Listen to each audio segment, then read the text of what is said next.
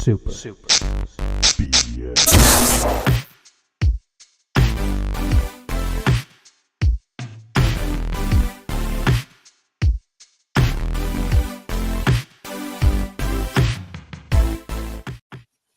Oh, yeah. We're pouring out some love for our lost friends, Dr. Donna and Stank Bank. You saw that sweet, sweet intro video. You saw our portraits of them lifting our glass up. They're not dead. They're just dead to the show, I guess, right now, right? And dead to us in that way. So And dead to us sometimes, yeah. Except when we want to talk to them. Anyways, I'm your revered and revealed, reviled. host, one of three hosts. I'm Jank, the despised one. But the name I got by my mom when I came out of. I've been called a mother. There we go. Yeah, the mother. Anyways, Josh Peterson. I'm joined here by a baby boy, Luscious baby boy, back from the dead, ready to break some bread. It's me, little baby boy Brank. I know everybody's like, "Are you so luscious and tall and fit and cool?" And it's like, just guys, you got to understand when you're a little baby boy like me, you're growing. You're growing boys' needs. Okay. Such a weird adjective, luscious. It's like this will get us canceled. That's what the goal is by the end of it. We've been finding ways to get this show canceled for years now. They won't take us off the air. At least soon. All right. I'm also joined here by a man of many faces and podcasts. Who am I joined here by? That would be me, Gerald Glassford. Whatever. Who else? Yeah, of course. Who else? You know, Gerald, funny story. I always back when I used to have panic attacks, like I used to do like the 1, 2, 3, but then in my head, instead of counting, I started like naming the posters that you have on the wall behind you. Oh, nice. Yeah. Rainbow Six Vegas, Mass Effect. Mass Effect, Elder Scrolls. They do get talked about quite a bit on any one of the shows. Hey, nice posters, dude. Nice stuff. Nice memorabilia. Nice stuff. These are people of taste. Yeah. You have to admit. Yes. All right. I gotta Branky-Poo, I gotta ask you. You're our resident Studio Ghibli scholar, I like to say. Did you check out The Boy and the Heron? I just watched it, and yeah, it was great. Did I watch it in theatrical release last December? Yes, I did. Okay, I'm not you some pretend Hayao Miyazaki fan. Did I go to the Studio Ghibli Museum in Tokyo? Yes, I did. I wouldn't just pretend to like Studio Ghibli like you did. What do you think of it? I liked it. Like it had a lot of stuff because I got two. So we have 5 kids, and 2 of them, are not my biological kids. So like I felt, it kind of felt like it had a storyline for me, with the mom, taking in the son. I forgot. So it was pretty cool. I love all the magical realism in all the Hayao Miyazaki films, like especially, I mean, and it's not even magical realism, it's just like fantasy for Spirited Away. But a lot of the films, even the ones that are grounded in reality, always take this kind of like weird turn or have like, I mean, My Neighbor Totoro, right? It's just about like 2 little girls moving into like a rural place to live. And then it's got all this crazy stuff that happens that just makes it interesting. But it's always stuff that like in Western media, because the drawings are really like scary, we would always assume is like frightening. Is I think just stuff that a lot of people over there would just be like, oh, like it's a cat bus, right? Like, I mean, I think most things here, if they made that would have a very different tone, whether it's musically or whatever. So yeah, it's I like The Boy and the Heron. I can understand why people don't like it because it's a very, very long and difficult film, but I thought it was incredible. Yeah, no, I thought it was really well done, and the animation's always beautiful in those movies. But I thought the story was really great. Gerald, did you watch? I remember we talked about this at some point. Did you see it? Yeah, actually, really good, really impressive. So, Gerald's a day one fan like me and OG, so he watched it in December when OG fans watch it. I'm sorry, despised one, that we don't all so much to catch up on about it. And that's the only thing, you can't watch those. It's so hard to catch everything when it releases day and date. I mean, I'm on Vox Machina now on Amazon, trying to catch up to it. Yeah, just binging it 3 at a time. That's pretty easy because they're only 30 minutes. But it's those other stuff that just drops, like Netflix when it drops 6 episodes all at one time. that's just so hard to do. Yeah, exactly. Yeah, I know. So, sorry, we'll get on to games here in a minute, but Dragon Ball Daima came out on Crunchyroll. I know they're releasing on Netflix, but this is one of those ones where they're dropping an episode every week instead of just dropping the whole series at once. So, yeah, I guess there like a reviled Dragon Ball either movie or TV show that people were saying looked really bad that came out not too long ago? I don't follow Dragon Ball well enough, but I feel like people were mentioning this one looked really bad. Yeah, it was Dragon Ball Superhero. I thought it looked okay. Like it's just a different animation style than what was what's been done in the past. They use more computer graphics in their animation than just a straight 2D animation. But I don't know. I thought it looked pretty good. Saying that's a 2022 one. Are you sure there's not one that came out like in this year? Because I feel like I heard about it in the last couple months. Dragon Ball Daima, that might be what you're talking about. The animation style in Daima is a lot different than any of the other ones. So true. Okay. So you like just crappy animation? That's kind of what we're getting from everybody. Is like whatever the worst animation? See the trash? That's like coffee spills. That's what the animation is. It doesn't even look like the characters. They just write Goku under each of the coffees. Did you guys ever end up catching Blue Eye Samurai, the Emmy Award winner for Best Animation? I watched like half of it. My wife watched the first half without me, and I will say first episode was good. It was intriguing. I have very limited free time, so it's normally between watching and playing. I'm going to choose playing. But I caught the end, like once things had ramped up, and it was cool. It's just I don't know if I'll ever get back to it to like catch up between what happened between episodes 1 and 4, which is where I watched 4 to the end. It was really good. I enjoyed it. Watched all the way through. The end kind of because they know they have a season 2 in mind. They kind of took liberties with the stuff that they were promising to deliver throughout the series. But outside of that, yeah, really well done. And the animation was top notch. Yeah, how lame is that? That like kind of every show nowadays, I get it. Like everybody wants to keep having a job. I don't blame them for that portion. But like no shows are self-contained, right? Like I don't know if you guys got to watch the phenomenal Arcane show that came out probably 2 years ago. I think season 2 is about to come out. But that could have easily been a just all-in-one season, right? Like I know it would have been sad, but it could have been a really cool anthology style series. They didn't need to make Arcane season 2. But instead, they're like show, right? Yes, yep. Okay. But instead, they're like, "Hey, we're gonna do a season 2." So it's been 2 years. Like I don't care that much. Like, I'm gonna probably watch Arcane season 2 because 1 was so good. But it is hard to hold that excitement. I felt the same with House of Dragons. Felt the same with Tokyo Vice. It's just like if you keep pushing things down the road, it gets really tricky. Gerald loves all these shows. I like Tokyo Vice. Tokyo Vice is actually one of the best shows I've seen this year. Season 2, they closed it out, and then they left that at the end. That little window, annoying. But they got canceled. Yeah, I know. They knew already what their fate was, most likely, but they just left that door open for something else. But I like the fact that they finished that two-season arc. Yes, yeah, that part of the story. They did a great job, and I do love Tokyo Vice. I will say I would have been right there with you. And when it came out, Tokyo Vice season 1 was probably my favorite show the year it released. But to be honest with you, Gerald, Shogun just blew everything out of the water. I was watching Tokyo Vice season 2 and Shogun at the same time, and I read the Shogun book back in the day. Shogun was phenomenal, even with all the changes. They are running neck and neck with me for the best of pop culture for this year, but that last episode for Shogun, you didn't love it. That's how it is. I mean, that's how the show or the book ends, though. And like, the most annoying thing to me is that they're planning on doing a season 2. Like, I'm like, why can't we just have good things? Because the first season ends right where the book ends. So where they plan to go?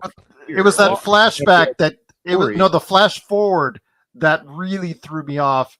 With they tried to age the lead character. Yeah, that it was. Yeah, I still love that show, man. I love every single. But episode 9, one of the best episodes I've seen in the past 5 years. Yeah. The guy that played the captain, I forget what his name is. The captive captain. Like I forget what his name is. Like that guy. Anshin is the name they call him in the book. It just means foreigner. Yeah, but I mean, that guy that played the actor for that guy was amazing. Like he was honestly why I killed it in that. Yeah, because it's hard to be like a white a white, to be that white character in a Japanese story. Like, just say it's hard to be white, okay, Josh? Nobody on the internet will be upset with you when you say that. That is how you get. It's just a burden that I carry, I mean, I don't know his name, but the Japanese dude, the actual Shogun guy, like he's insane in John Wick season 4 or John Wick season 4. Oh, John Wick 4, he's incredible in that show. Every time I see him, and to be honest, the other guy, I can never remember his name, but kind of like the sneaky dude. Sanada, as you're talking about. Yes, Hiroki Sanada. The other guy, the sneaky dude, he's also phenomenal. His emotions, like his facial emotions, as he would keep going back and forth to try to, further progress what he wanted. Yamashigwe was the character. Yeah, that's right. Yamashita, you said? Yamashigwe. Yamashigwe, the character yeah. where he kept going back and forth. Yeah, right? Dude, he's so good. And then I'm getting burned for it at the end. Yeah. Yes, yeah. That show is like, honestly, I mean, I think the only thing that leaves any weird taste in my mouth is the fact that they're doing a season 2. But I'll probably have to treat it like I treat Arrested Development and every other show where they're like, hey, we're going to make another season. And you're like, wait, this was good and perfect. You didn't need to make another season. And Todd Phillips didn't want to make another Joker. And look what happened there. Yeah, number one film in America. I know. It's $100 billion. Loves it. No, it'd be cool though if they told the actual like historical story that was supposed to be told in The Last Samurai before it got the Tom Cruise treatment. Oh, I didn't know about that. I mean, I love The Last Samurai. That's one of my favorite like historical war epics. Great. Yeah, it's a great movie. It just didn't quite happen the way it was depicted.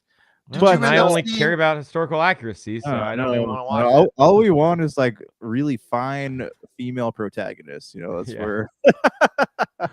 That's what I care about. Okay. Did you end up seeing My Hero at the movies, Josh? No, my in-laws were in town, so I didn't get to really do. It's the first weekend ever that there were 5 animated movies in the top 10. Crazy. Yeah, it was Hero. And what else was in theaters? The Nightmare Before Christmas re-release. Yeah, but Wild Robot looks insane. The art. Yeah. But anyways, we got to get to games, guys. I'm just realizing we were going to be talking about movies. But before we get to games, I got to bring up Gerald because you brought it up. That is kind of a cop-out. Because this is historical. This is the first time ever that 5 of the top 10 films in theaters are animated. But if you actually look at 7, 8, and 9, they each brought in like a total of $10 million combined. Yeah. Not saying that discounts it. It just means like, hey, this is a very different like top 10, right? Like Joker is number 3 at $7 million or some nonsense. After it dropped over 80%. It's insane. Like I don't even. A really bad movie. It's a really good movie. It's actually, I don't know. I'm never going to watch it. I did watch Saturday Night, the Saturday Night Live before the first episode movie. Very, very fun. Jason Reitman, I want to say it's Ivan Reitman's son. Like he was a Ghostbuster dude. But that was really, really phenomenal. I haven't got to see though anything else. I didn't watch Wild Robot or anything, but I know that there's games aplenty that you guys are itching to talk to us about. So I got to hear about them. Nice redirect. All right. So I'm gonna be selfish. I'm gonna go first. All right. So I got ambitious. Selfish boy. I got ambitious this week, and I finished Astrobot. Okay. So Branky, you said that you 100% of the game, right? Mm-hmm. All right. I finished the game. I got 272 of the robots, and then but there's some of those like those bonus levels, the speed running ones, I just can't do, man. I tried so hard. I'm sure if I like sat have you thought about like just getting good? Like, have you thought about just trying to get good? If you got good, then you actually might be able to. I googled that. I googled how to get good, and they're like miracles don't always happen to people, So yeah, I mean, I just consider that. I mean, next time you talk about how crappy you are at Astrobot, I would consider, it's game for children. You could get good, and actually, I'm just saying there's some difficult ones. Just know that if you are going to try to 100% it, the last stage, without saying much more than that, is way harder than any of those other stages. Okay. So it is easily the thing that took me the longest. So are you talking about the one that like opened after you finished the last boss? I don't want to spoil anything. Just know that the last final thing you can do in the game is one of the hardest stages. So it's that game's phenomenal. I don't know what to say. If I could go back and just play it right now and have a fresh experience, I would. It's kind of tricky because there's so many new experiences coming out right now and once I get to talk about what I'm playing, I've been playing them all, baby. But it is tricky. Yeah, I would say Astrobot is totally worth your time to go back and get all of the bots, all the puzzle pieces, to unlock every single like collectible. It's just fun. So I'd do it, but it's up to you. I mean, you could live a bad life if you want. I mean, no one's gonna stop you from doing that. Oh man, you remind me of my grandma. You know, rest in peace. Sometimes she just kind of she also made fun of you over my shoulder. I agreed with your grandma. Every time she picked on you, I picked up those. I wrote down her jeering insults of you. It's like, hit him with another one, is what I said to her. Please do. All right, yeah. So I finished that. I will say one more comment on it. I do love like how aware of itself that game is. Like when you get to the end and you hear it, have the spoilers, the self-sacrifice moment, and then they're like, "Gotcha," and it's just yeah. Anyways, yeah, no, it was fun. I'll probably try to go back and finish it. But anyways, it was a really great game. It was a nice call out to the platformers of yesteryear. And it really made me want to go back and play Spyro the Dragon. I don't know if I'll do that, but some of those collectibles really make you just want to play all the games that exist. Yeah. Real quick, I know we can't turn this into this because it will take way too long, but where's it sitting on your GOTY list right now, do you think? Is it on there? Yeah, it definitely is. Funny enough, like I don't remember. I got to look back at all the things I played this year. I think I've played probably at least 6 games this year, so it's probably in my top 3 for sure. But okay, yeah. Okay, well, where's it sitting on yours? And now I gotta ask. I can't tell you that. I will say it's top 5, but I've played a lot of games that came out this year. So every major game excluding Helldivers and of course Concord I didn't get to. It's the biggest game. I can't believe I missed out on that. I'm gonna get to it next week. I got a copy. Thanks. I would love that copy. I need to play because I'll put it in my PlayStation, turn it right on. But besides Helldivers and Concord and now Silent Hill, I have played, I think, every big AAA game that released this year. So it's probably in my top 5, but this has actually been a really solid year. Is it as good as last year's like Tears of the Kingdom, Baldur's Gate 3? I don't think so, but it does have a lot of really good RPGs. Like it's a very RPG heavy year. Yeah, well, that's what I'm getting to. My next thing here is I played. Okay, I didn't play is probably not the right term. I got Visions of Mana. I thought about it. No, I installed Visions of Mana today because I got ambitious. I was like, I'm going to play some Visions of Mana so I can talk about it on the podcast. Yeah. Installed it. Took my youngest kid to go get some chicken nuggets, and I came back. My 2 older kids had taken Visions of Mana out of the PlayStation and put Astrobot back in. So they did what's right. They did the Lord's work. You need to finish your work before you move on. Okay, to your dessert. You got to eat your first course. Give me, as The Rock says, and was it Fast and Furious 7 or whatever? Give me the veggies. Give me the veggies, dude. Fast 5 is so awesome. That's when they introduce him as Hobbs. And he's like walking around with all these ridiculous lines. Give me the veggies. Give me the veggies. Yeah, he's yeah. Anyways, I also played The Fall of Porcupine. I don't know if you heard of that one. It's the last year game, but it's been on my list for a while. It's kind of the same animation style as A Night in the Woods. You know how I like me some what do you call it? Just like relaxing. You hate Night in the Woods. We've never heard about it on any of the 3 times we've done this. This is a lie. It's a lie. Anyways, it's a cool game. Wait, Gerald asked you a question. Oh, wait, sorry. No, how are those color palettes? Listen to you rant. It's actually a really pretty color palettes. They're like bright. They're like autumn colors because the whole game takes place in a small town that's like surrounded by trees and stuff. And so, much like Night in the Woods, there's a cult story happening in the background while you're doing this little like slice of life game and doing this. You play as like a pigeon. And you go do all the different things this pigeon has to do during the day. They're what do you call it? Anthropomorphic, where they're like human. Anthropomorphic. Yep. Yeah.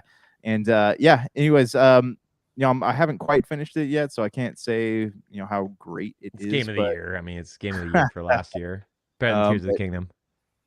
Yeah, I mean it's no Tears of the Kingdom, but yeah, I mean it's I like I said, I like those games, like Beacon Pines and Night in the Woods. So this is definitely I want to play this, and I want to play Firewatch is one I never got around to playing too, and Oxenfree. I don't think I ever played that one. So I got some backlist games that shorter backlist games I want to get to eventually. Gerald, real quick though, we got to do our weekly Concord check-in. You ready to hear what the Concord has been selling for today? We got it. Yeah, here we go. It's 80 something last time I saw it. This $45. There you go. I still think it has a chance to turn around. I'm sure it will. I'm sure. Yeah.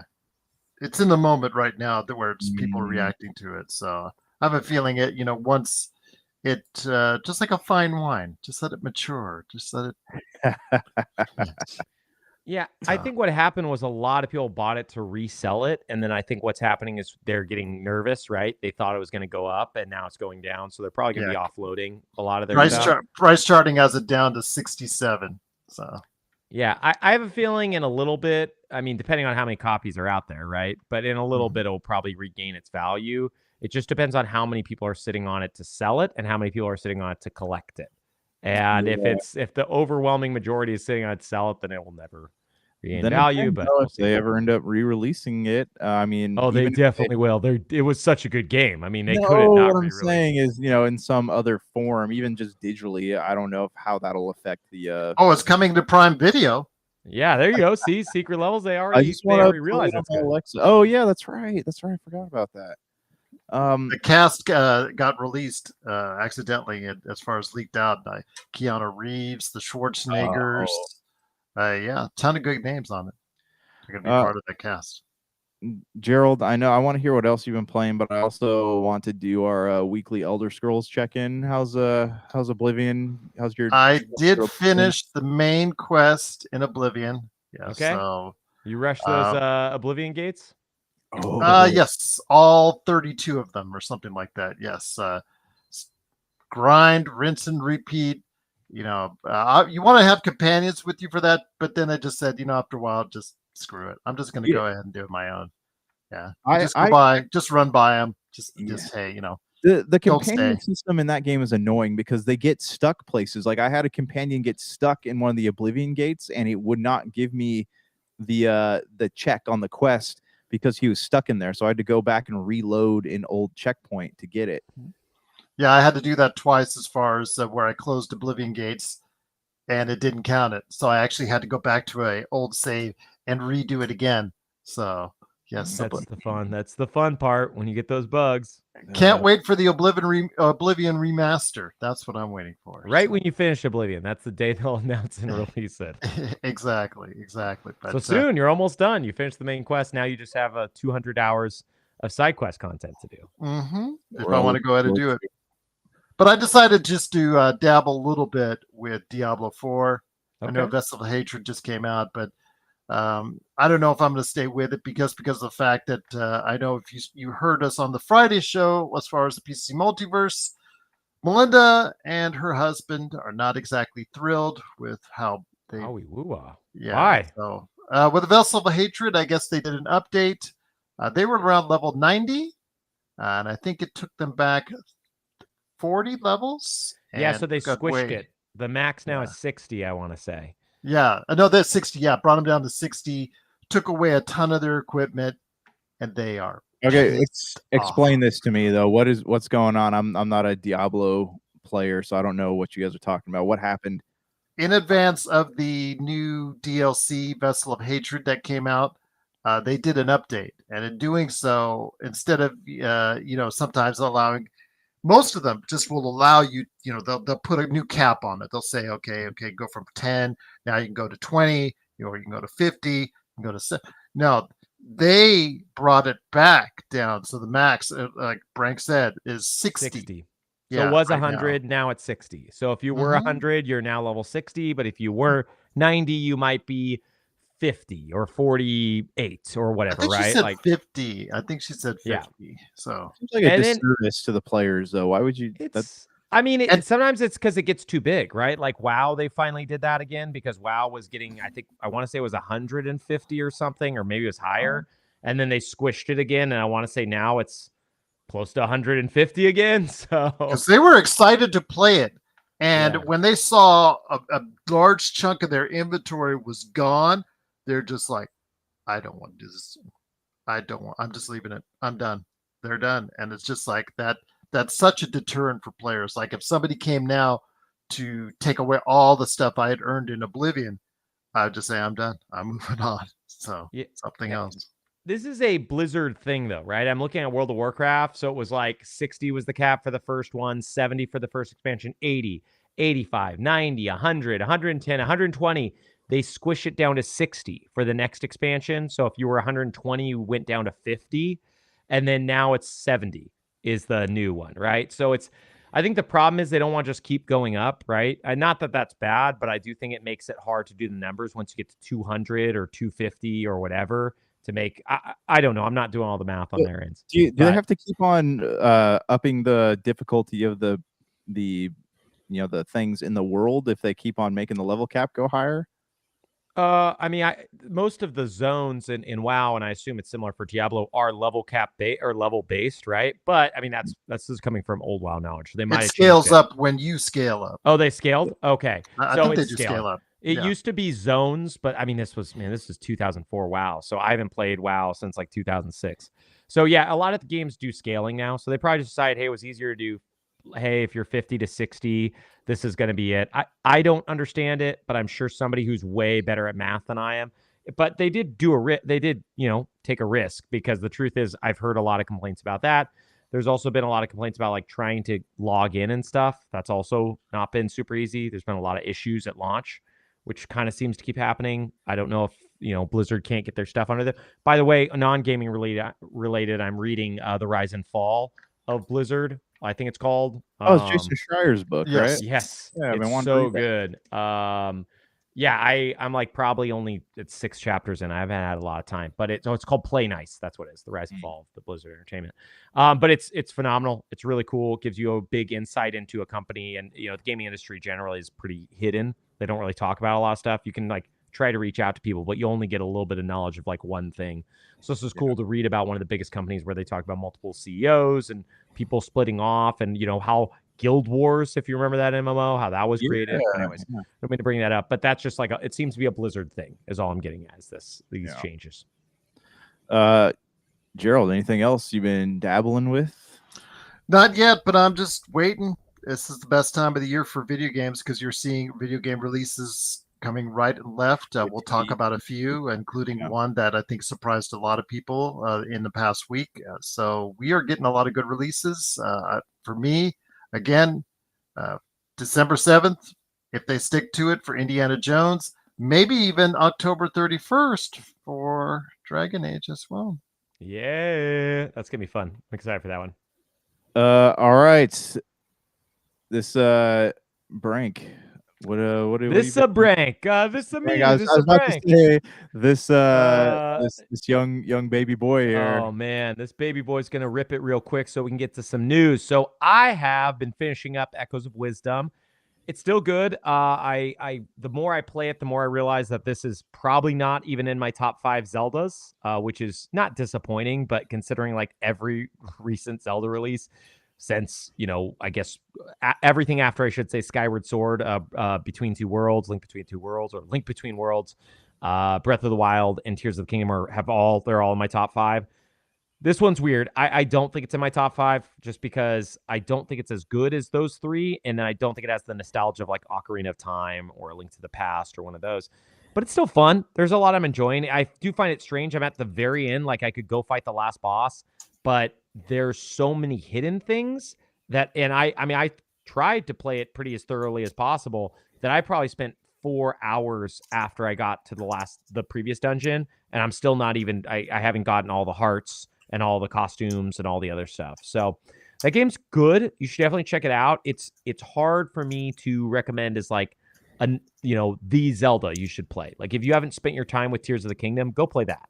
That game is, I still think at least once a month, whether Elden Ring or Tears of the Kingdom is my favorite game of all time. Considering that was once Chrono Trigger. Yeah, go ahead.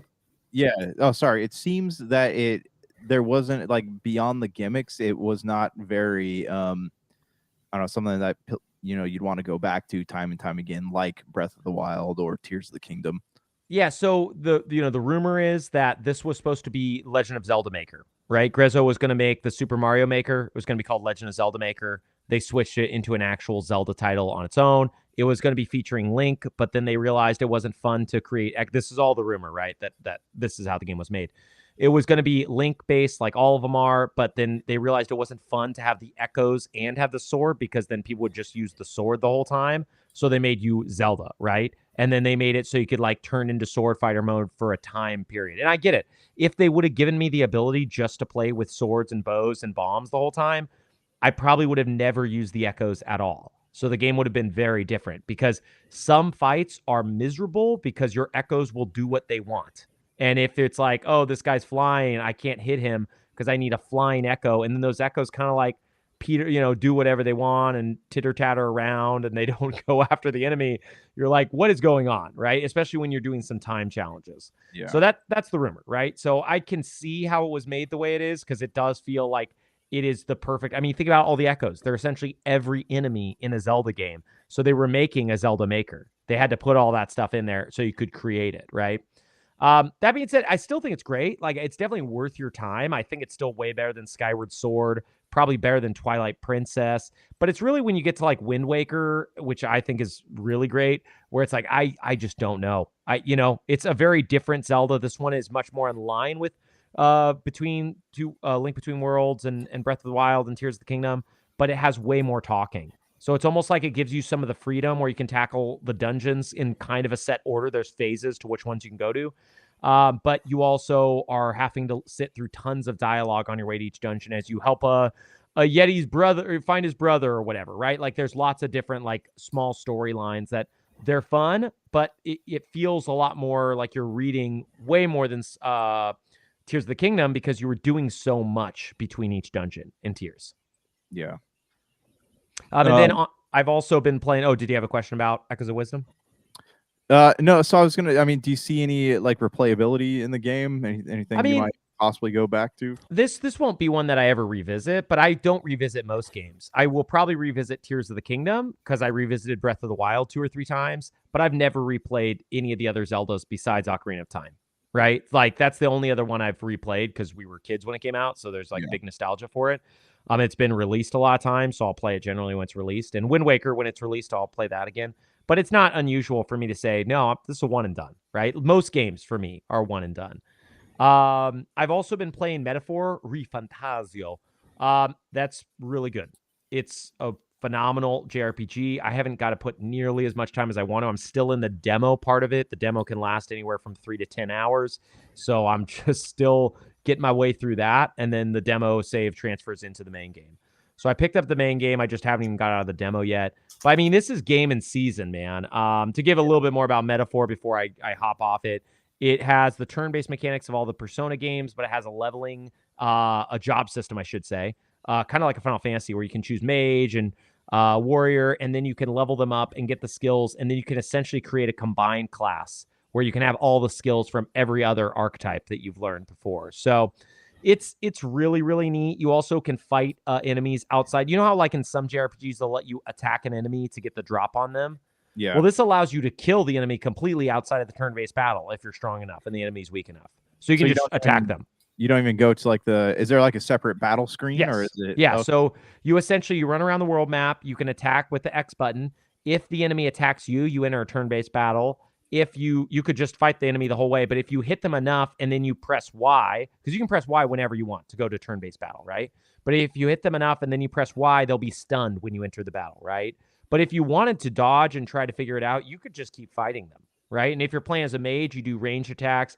If you're playing as like a warrior, you're doing a sword attack. So there's a lot of neat ideas, and it seems like from what I've heard from everyone else online, it is the easiest to grok for all of the different skills and abilities and the way the links work and everything. So yeah, it's good. It's really, really neat. I think I mentioned this on the podcast last time. I did play quite a bit of UFO 50 and a lot of Plucky Squire, but I haven't gotten to play too much since then. So right now I'm just trying to wrap up Echoes of Wisdom before Brothership comes out and before like this holiday starts with, Dragon Age the Veilguard and Wise 10 comes out, or Ease, I guess people call it. Neva looks really good, that indie RPG or indie adventure game. And truly, like, if I had more time, I would have loved to play Silent Hill 2. I've heard the remake's great. Something I didn't expect, but I just don't have time. Saw really good reviews for it. Yeah, I was really surprised. I love me a survival horror action game. Yeah. So next week I want to talk about, our favorite horror games, but I fell behind on buying Concord. Buying Concord. This is a Concord only podcast. That's why it's called what did they had a name for it? Edge Runners? No, Edge Runners is Cyberpunk. Oh, what did they call the Free Gunners? Good name. Yep. That's why we're called the Free Gunners podcast. Everybody knows this as Super Free Gunners. Super FG. All right, so let's jump into some news here. We got quite a bit on the docket today. Nice. First things first. I mean, this is the thing we're going to talk about last week, but what do you guys think about 343 rebranding as Halo Studios? And I forget who the head of the studio is. Someone originally from 343, because Kiki Wolfkill stepped down, and now this other Bonnie Ross was next. Bonnie Ross, yeah. Now she's in charge. She left. Oh, she left. Sorry, yeah. Yeah. Kiki Wolfkill worked for 343, right? She worked on Halo, if I remember correctly. Anyways, they're ditching the Slip Space engine because I guess it's so old and it's really hard to work with, and then they're moving into the Unreal Engine, and they announced that they're working on 3 different projects right now. Nice. Any conjecture as to what those might be? Because I don't know about you, like Halo Infinite was fun, but it wasn't. I don't know. It just didn't do it for me, if that makes sense. Like it wasn't the Halo. It didn't give me the story, because I a lot of people go and they play Halo for the story. Like it's not, the multiplayer is fun, but a majority of the Halo fans play it for the story. And I think that's you projecting onto others. I do think there are quite a few people, but I do think Halo is a very gameplay first game. I think Halo 1 through 3 did a really good job setting up the story, and I think 4 and 5 were very story focused. I'm still one of those Halo Infinite defenders. Like, I loved it. I think it's one of the most fun Halo games. I think my only disappointments come from there was less lively the world was than it could have been, and I upgraded everything almost immediately. But like going around and grappling, that grapple system was incredible. That was good. I mean, truly, like if this was Bethesda saying they were dumping the creation engine, I would be like cheering right now, because that thing needs to go. Starfield and Skyrim and everything was made in. It's really old and doesn't seem to work super well, and it's not the best engine anymore. But Slip Space, I mean, I don't really have a lot of history with it outside of playing the Halo games. It's probably best they're doing Unreal Engine. More developers, they'll have a bigger talent pool to choose from for the next game. Too.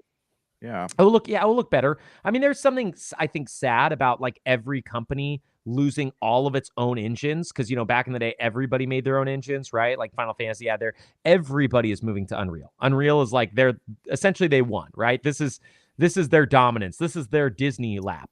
They now have all the companies. Everybody uses their licenses. They rule, right?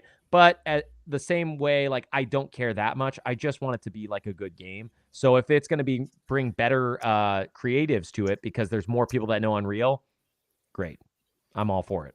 Yeah. Well, I mean, I think the trouble was Halo has had a hard time doing what has made Halo so great in the past, and I think they just keep missing the mark somehow, and that's why they keep people playing the game is going down. The reviews are not what they once were. Actually, Infinite I think reviewed pretty well, but I don't know. Hopefully this restructuring will bring back what made Halo so great for all of us when we were growing up.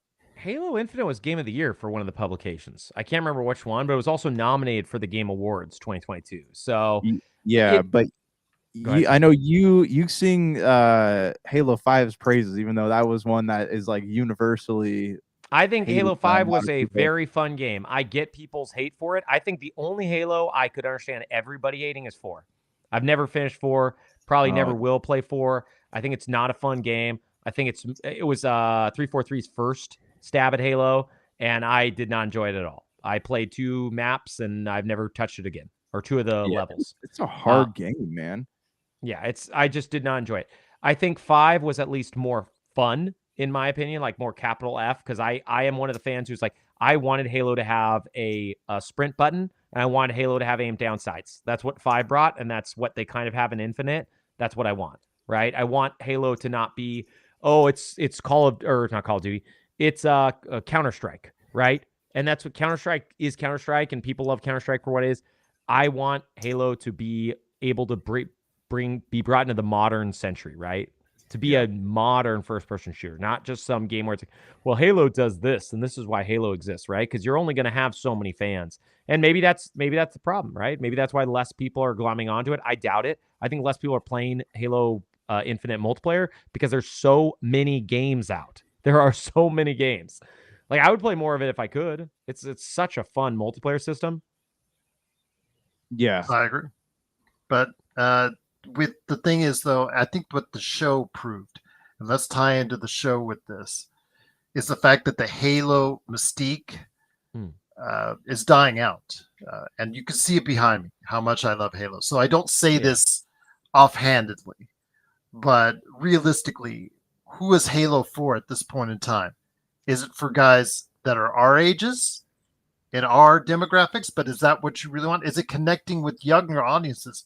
It is not. So they need to go back and come up with a story, or what's been rumored here on the 25th anniversary here coming up in a couple of years, they're just going to redo Halo Combat Evolved and then put it on PlayStation and whatnot. But they need to connect and build a story that connects with the younger audience and create Halo and Master Chief, reboot them for a different audience. And that, Josh, we've talked about this on the Cosmos many times about other IPs, like Star Wars, for instance.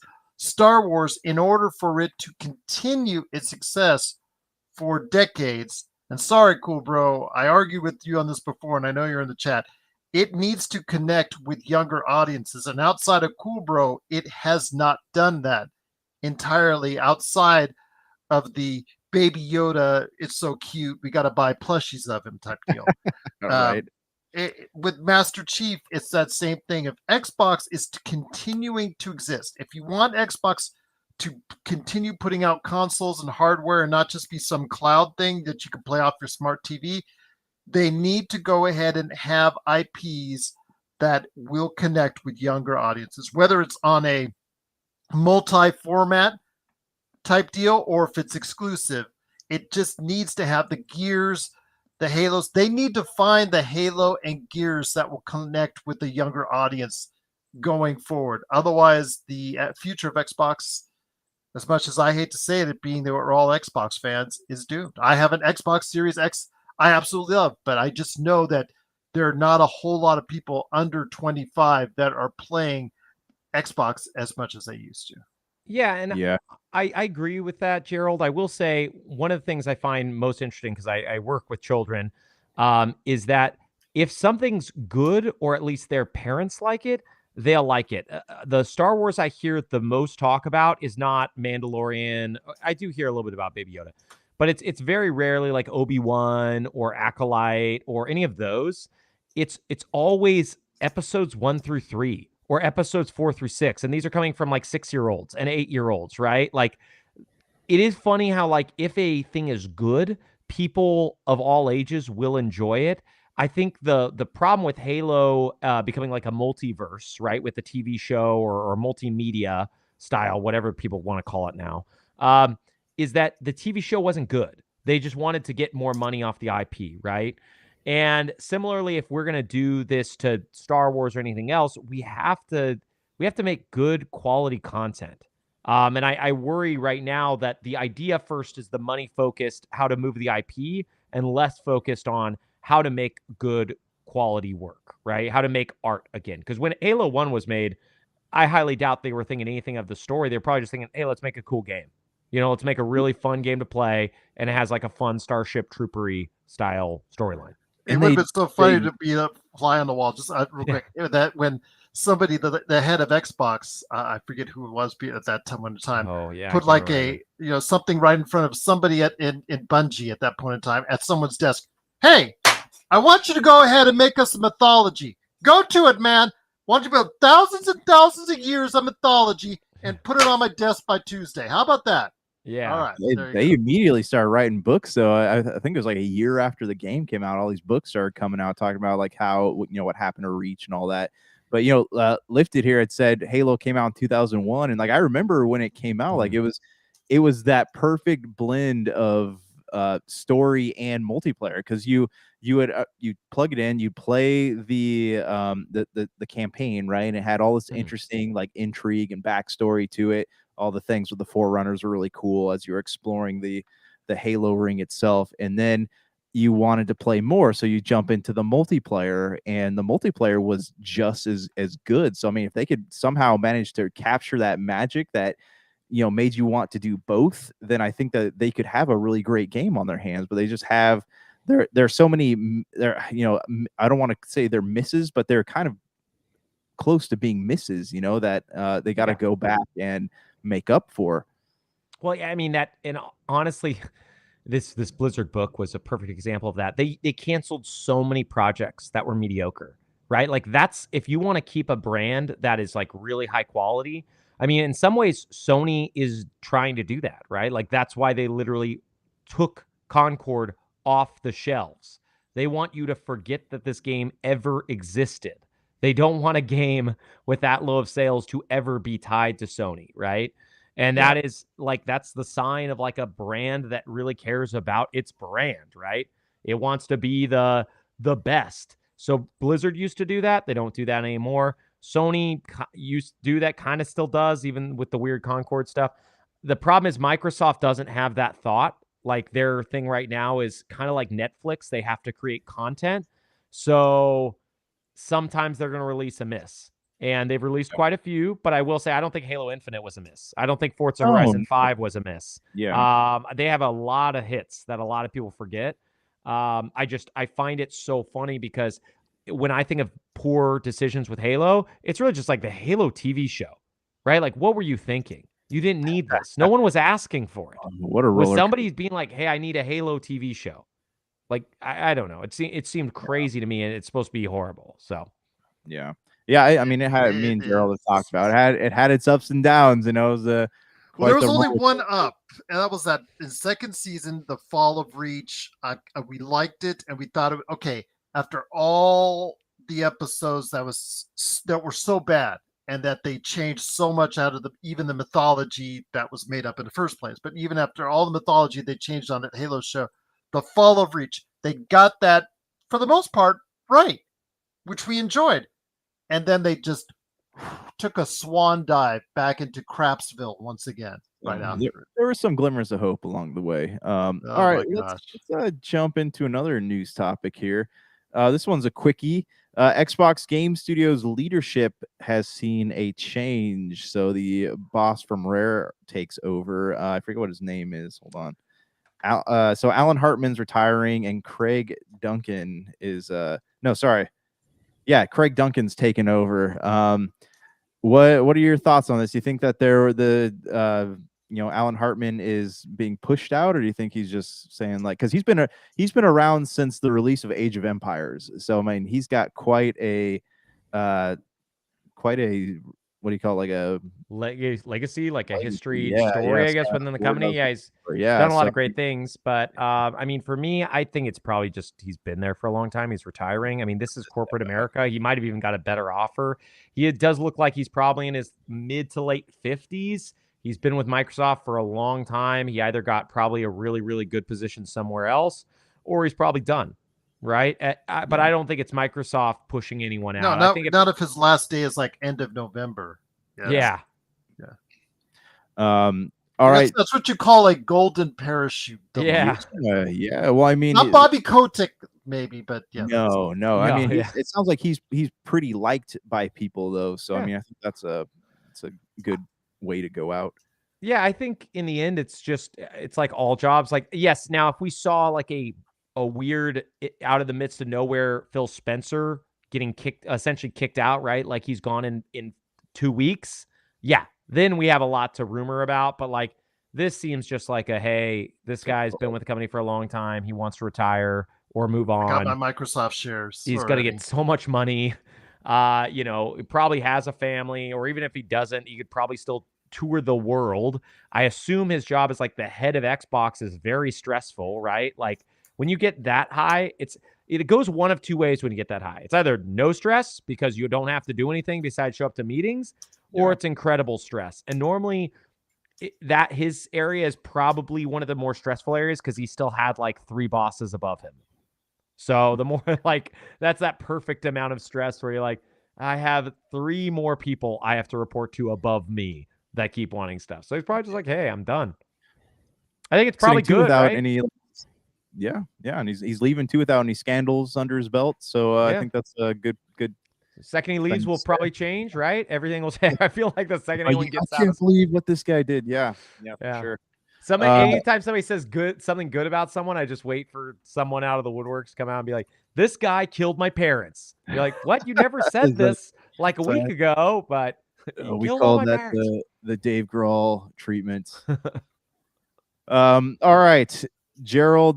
Before we get into the biggie here, I want to hear about, you had a scoop for us that you sent us shortly before the show started here. What do you got for us, man? Which one? Which story? I said all those 3 subjects. Oh, did you? No, okay. So I'm talking about. Well, we talked about ReFantasio. We didn't talk about the sales though. Yeah, sales was like 1 million in its first day. Biggest hit ever for Atlas. I mean, not a bestseller all time, but it's certainly the best start for an Atlas game ever, and for something that came out totally under the radar to most people out there. This is something that was a great surprise, and I'm very happy for Atlas because, again, Atlas is one of those, well, I guess what you would still call them a double A. If this was back in 2005, 2007, I think they're one of the few publishers that you could say is a double A because they're not indie level, but they're not triple A in my opinion. They're in a weird space, right? They're owned by Sega, which is triple A, right? But they're they operate semi-independently. Yeah. Just real quick, just so we can. And if I was owned by Sega, I would try to run independently too. Yeah, and they're probably Sega's golden goose. You know, they are the ones that print money for them. But just that and Sonic. Yeah, just think about this. Sorry, Sonic games are so bad. Still make them a lot of money, but it's so funny. Just think about this. So many that they dedicated a spotlight on it for like a half hour of all the different Sonic related projects ridiculous. A couple weeks ago. Yeah, I forgot how many we talked about on the podcast a week or two ago. It's like 170 Sonic games or some nonsense. But just think about Atlas's output for this year alone. They released Persona 3 Reload in January. They released Unicorn Overlord in March, I want to say, and then they released Metaphor ReFantasio. Now, I mean, if you take it with Sega, Sega also released Like a Dragon, Infinite Wealth in January. And then if you want to just scope out one bit for just RPGs overall, you also have Final Fantasy VII Rebirth. You're going to have Romancing Saga. You're going to have Dragon Quest 3 2D HD. You're going to have Paper Mario Thousand Year Door Remake. You're going to have Mario and Luigi Brothership. It's a crazy year for pretty big RPGs, I will say. I can't remember this many turn-based or action RPGs coming out in like this type of window in my memory for a while. And that doesn't even include all the PC re-releases like Final Fantasy 16 or I mentioned earlier Wise 10 comes out next. These are smaller RPGs. Real crazy stuff. But Atlas has been killing it. You just mentioned though something from Sega. It's so funny because on my bingo dance card for games that would be coming out every year, obviously sports games, Call of Duty, I didn't think Yakuza would be on that dance card. So. Oh my goodness. And to be honest, I'm loving it. That's like one of my favorite series. Like, and they somehow, I think it's because they don't really ever focus on graphics. They somehow always put out a pretty incredible game on this will be their 3rd game in a 1-year cadence, I want to say, and 5 games within a 2-year cadence. Like they are just, I don't even understand. I guess by the time it releases, it will be 1 this January, 1 in February, so whatever. But if you really look at it, they've released so many games for the Like a Dragon or Yakuza series, and they've all been pretty good. And they have an Amazon Prime show coming out, which I'm hopeful is good. I'm not expecting it to be, but I'm hopeful that comes out in November. They're really good at storytelling. Yeah, I hope, man. I mean, Fallout was incredible. I love that. It's crazy to think that was this year too, right? Yeah. Like I believe the Fallout TV show was this year, and that was just phenomenal. Anyways, go ahead. Sorry, didn't mean to detract from the Metaphor Richard Fantasio talk. No, absolutely. It kudos to Atlas for doing it, and it seems to be something that a lot of people are connecting with right now. So yeah, I'm loving it. I wish I had more time. That's the only thing, is those are like 80, 90-hour games. So it's like I just don't ever expect I'll finish one, but it's really fun. JSJ is asking if Mass Effect is coming out next after Dragon Age. I don't know. You might get more on November the 7th. I have a feeling you're going to find out more about N7 Day. About N7 Day in regards to the game, or maybe somebody finally agreeing to do a TV or movie. I keep hoping every day. Josh has heard this. It's like the day that they finally commit to a series or a movie for Mass Effect. Yes. So yeah, a man can hope. But I have a feeling you'll find out more on November 7th because that's usually they try to tease it. But it is supposedly JSJ, the one that is in development. They've already shown you a couple of teaser trailers before in past years. So I don't know if they still are going to do it, but as of this point, it's still on the books after Dragon Age comes out this Halloween, which is a weird day to release this game. But it is, October 31st. I feel like BioWare is in a really weird place. I was talking with Dr. Donna, one of the old shows, old hosts, if you listen to the show years ago, and we were talking about how this current director for Veilguard, like, specifically doesn't like Dragon Age or RPGs, and they came from The Sims. And you can listen to the way I'm speaking about that person. This is an interesting person. They don't like the game that they're on. So yeah, it's a weird one. We'll see what ends up happening. I'm still really hopeful it's going to be great. But when Dr. Donna mentioned that to me, I was very, very surprised with kind of everything that was going on. Especially, it's like, why do you choose somebody like that? But the person that was chosen, definitely got a leg up in the company. That's just great. Dragon Age, the dating sim. That's what I always wanted. It's a typical EA move, though. I mean, like, they have a history of doing that, too. I mean, that's what got them in such hot water with the last Mass Effect game, too. We forgot to mention on Xbox the settlement, I guess, with gamers that had sued the last, because we always thought it was done before the Activision Blizzard. They overcame the court, the trial, and the court case, and all that, and all the different economic, I guess, departments that they had to go through in countries worldwide. They finally made all the concessions. There was one more thing, which was the class action lawsuit by gamers suing Xbox, and so it looks like they've come to a settlement on that. So I think we can finally say that the Activision Blizzard deal is now done at a tidy, after this settlement, probably $75-80 million as far as it's concerned when all is said and done, or $80 billion, excuse me. So yeah. Can we talk about this for a second, though? How crazy is it that we're living in a world where gamers can sue developers simply because they have a fear of something happening? Or if, let's say, I know there were some lawsuits right around the time of Cyberpunk because of how badly that came out. And should be a fear now of litigation and reprisal if a game, I'm surprised somebody hasn't sued for our favorite game, Concord, because of what happened and then pulling out. There could be that one person that could see as an opportunity to make some money. I thought Sony was getting sued for Concord. Were they? I'll take a look, but I'm not aware of it, so that's why. Okay, I guess they didn't. They didn't get a chance, but they were suing for something else. I can't remember what other game they were suing for recently. That was kind of silly. No, I haven't seen anything yet, but technically, this seems like ripe for somebody actually doing that, but I guess no one actually cared about doing it either. So, but they offered full refunds. If they somehow were allowed to sue for that, to be honest, I would be upset. That's ridiculous. If somebody loses all their money and gives you the money back on something, how is that okay if they get sued as well? It's like, hey, we didn't take any of your money and we gave you your money back, but you're also allowed to sue us for even more money. Yeah, it's just, it doesn't make sense to me, because you can't walk out of a movie theater and be like, oh, that movie sucked, I'm going to sue the studio that made it. You can't do that. So it's weird that there's not the same protections in place for gaming companies as there are for movie makers.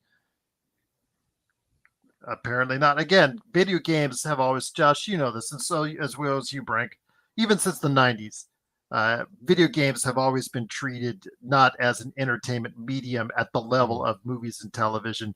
They have not been given those protections in a lot of cases that we've seen over the years. And that doesn't surprise me in the least, because a lot of people out there don't view video games as art or as something that could be construed as art, which is part of the problem in and of itself. So. Well, it's also, I mean, look at the Pal World issue. We talked about it last time, but like Nintendo is suing the Pal World developers based on like tech stuff, right? Like on patents based on the tech used, right? Like the throwing of the Pokeball. That can't happen in cinema. I don't think they could sue someone by like, oh, you used your camera this way, or you put this lens on, right? Like, so games are in this like weird place where they are, in my opinion, they are art. They're like a really unique medium, but they're also like a game, and they're also a piece of software. And they came and in trying to explain programming to most people, even me, I studied it for 5 years. There is so much to it. It's inherently difficult for people to understand, right? That like what a programmer does, how difficult anything is. So yeah, I just think it's always, we're going to have these fights till like AI, I guess, does everything. And then if there's no humans, then maybe we'll all be able to interject with the same knowledge, right? Well, let's get it before we get into our next subject. It's like Tron, which takes us to our next subject. The movie. Wait, there's the movie you think of as art. The movie you think of as art, or movies you think of as art, but any video games in the Tron universe, do you think of them in that same fact? We do, because obviously we do a game show as far as it's concerned, but most people would not think of those video games that have ever been created in the Tron universe as art. So I guess that's true. I haven't played a lot of them. Have you guys played the other Tron games? And if the old arcade game, yes, I played the heck out of that. I don't have any history with them. But what is happening? We don't even know what Gerald was referring to, other than that there's something to do with Tron. Jank, tell us, or somebody. Well, I'm going to try and show it on screen while you go ahead, Jank. Go for it. I didn't read the article. I feel I'm embarrassed, guys. On what kind of host am I? I don't know what Gerald's talking about here. Well, I'm going to put it on, and you notice I'm using PlayStation and not Nintendo's, because anything relating to Nintendo's right now is just like, you're going to get sued. Yes. Or take off. So the art grid. Yes. So I'm gonna turn off the. Nice. So Devolver. That's how you know it's gonna be good. Yeah, yes. Devolver's a good publisher. Bithell Games. He did the other Tron. I want to say it's like a visual novel that came out maybe like 2 or 3 years ago. I never played it either. I think it is neat. I always like the Tron world, and I'm pretty excited for the music for the next Tron. The Nine Inch Nails soundtrack. That's right. That's right. I forgot he was doing that. They did Daft Punk last time, which was great. I love Nine Inch Nails. They normally do incredible film soundtracks. I'm pretty excited. So I think it's Trent Reznor and Atticus Ross, or I can't remember. They did The Social Network, didn't they? Yeah, they did, which is one of the best film like scores or non-conventional scores, I should say, in a long time. They've also done quite a few other films, but yeah, Social Network is probably the biggest one. And you do Light Cycles, the whole 9 yards. But the only thing is, I wish it was on a scale of a AAA. But obviously, what we're seeing is just going to be, like I said, Devolver is going to be done more on a top down, different level like that. But it's supposed to be like Hades. I feel like the rumor was it's played like Hades and some other mix. I can't remember. I read a little bit about today. But Bithell he's a small developer, right? He did like the John Wick Hex game that came out. And that was got solid reviews. Yeah. Everything he's put out is very like well reviewed. And I want to say he did the other Tron project. It's kind of hard to call it a game. Yeah, it's called Tron Identity, and it came out last year. That's what it was. But it's just like puzzles, and it's on Switch and iOS and Mac. So it's like kind of like mostly a mobile title. But it's supposed to be very good. I just haven't had the time. I do think this one looks like better, but that makes sense. It sounds like probably got more money, so there's more that they can do if you've got light. It looks good. It looks good in that sense. Yeah, I'm hoping it's great. All right, let's hit this last news topic here. This is a biggie. Game Freak had a leak back in August, but they're just now letting people know that it happened. So they leaked. Whoever hacked into it got all this employee information. They got information on upcoming projects, and they were able to get a hold of these builds from all of the I don't know if it's all of them, but I think a majority of all the previous Pokemon games. So nice. Yeah, but it happened in August. I think it was like August 15th, and they're just now telling people about it in October. So not a lot of transparency, it seems like. With what are you talking about? Nintendo's the number one transparency company. Okay, they tell us everything. They're very just out in the open. They don't sue anyone ever, too. They're really big fan of letting fans do what they want with their IP. Nintendo's just all around good. You know who's behind this attack is Pal World. Dude, that'd be super funny if it was like they hack them just to be like, hey, you guys are suing us. Well, here you go. Let's have some fun. Yeah. I don't know a ton about it. What was one of the key talking points that you saw? Did they mention any new games? Did they tell you what's coming out next? No, I mean, that's really just it, is the fact that they knew about this for a long time and didn't, let anybody know, let their employees know about it. And the release of the old Pokemon builds, I think, is the big topic because, as we've talked about, Nintendo likes to, sue people that, put out emulators and things like that. So how many, and what if we get a bunch of new Pokemon-esque games like Pal World because people got a hold of these builds and just kind of reskinned them and told new stories with them, and it's kind of Pandora's box has been opened here. I was just looking at what Brank said, and I was just looking at going to Pocket Pairs as far as their CEO and their top level staff, and they're all actually have pictures and dressed like Anonymous. So maybe Brank was running. That's them. Pocket Pair is hacking them Nintendos. I'm just kidding out there. Don't hack us, please. Don't. Oh man. For A, it would be too easy, and B, it would be no fun for you. Yeah, there'd be nothing there. I mean, unlike this, what are they going to hack? Oh, they don't have a run of shows, so we can't spoil it. They have like one text thread cards coming out. Yeah. Anyways, that's I just thought that was interesting because I feel like the box has been open. Like there's gonna be a lot of mimicry of Pokemon games if people got a hold of these these builds for them. So I guess see what say happens. that, but there's already been like so many of those. Temtem, I can't even think of all the ones. Monster World. There's so many right now that it's like they don't need the source code. I think the only interesting thing about these hacks, so they mentioned Switch 2, they talk about other games. Yeah. But compared to that one Giga Leak, I think it was called, from Nintendo, I want to say it was Nintendo, maybe like 2-3 years ago, that I feel like was swept under the rug for how much was leaked, right? Like it was like kind of everything was leaked. That's what Nintendo does, though. I mean, they're doing the same thing with this. They're trying to, playing it down, making it seem like it's not that big a deal, but still, like if I worked for them, I'd be pretty mad if they didn't let me know that somebody possibly stole my information. I guarantee you Nintendo is probably trying to find whoever they can to sue them right now. And they probably have their teams of lawyers just looking to sue more people, right? Like that's kind of what Nintendo does. And this isn't coming, it probably sounds like I hate Nintendo. I don't at all. I just know that recently they've been on this crazy stint. They've been doing a vengeance tour. Yeah. They've been doing this for their whole company's life, but it's felt extra vengeful, extra petty this last year. I mean, these are sometimes they're suing people who it's like live in their parents' house, right? It's like, it feels like Metallica suing the Pirators back in early 2000s, right? Napster, right? Yeah, Napster. They were like, they had the jokes, right, about on South Park about Lars not being able to get his next pool or something because of the one girl who was able to get the song for free, right? Like that's how petty this feels at this point. It's like Nintendo's a multi-billion-dollar company, and they're going after people who are like interested in tinkering with any of their stuff. So yeah, it's they are a very petty company. I mean, they're like you said, they make cool things, but they're just very petty when it comes to their IPs. Yeah. All right, my dudes. Any other thoughts here before we say goodnight? No, I don't have thoughts. I am one with the machine. I don't know. Yes. All right. Well, next week, everyone better buckle up because we're going to be talking horror games. No, it's too scary. Go boo and make us not want to play them anymore.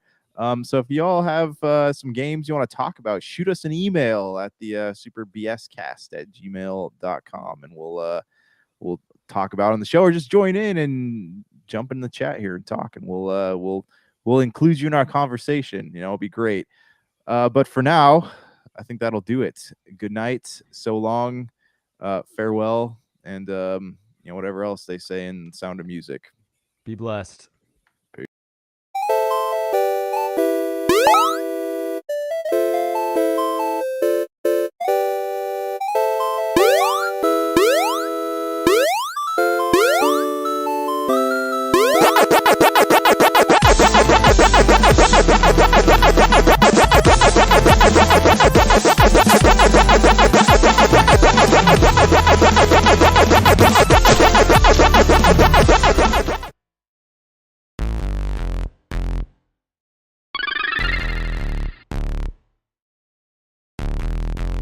Super.